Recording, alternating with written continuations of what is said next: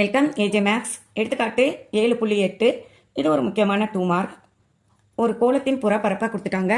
154 சதுர மீட்டர் எனில் அதன் விட்டம் காண்க. இங்கே ஆர் ரெண்டு ஆரம் சேர்ந்தது தான் விட்டம்.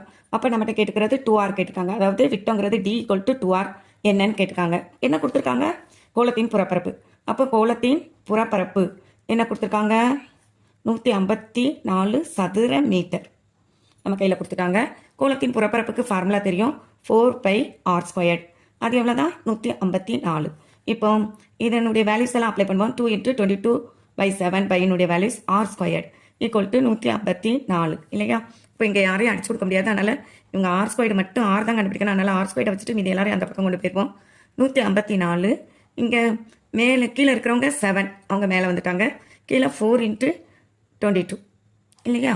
இப்போ நான் 22வை 2 டேபிள் வச்சு அடிக்கிறேன். 1 1. அப்போ இங்கே என்ன வரும்? 7 7 கிடைக்கும். இனி 11 டேபிளும் வச்சோம்னா 7 டைம்ஸ்.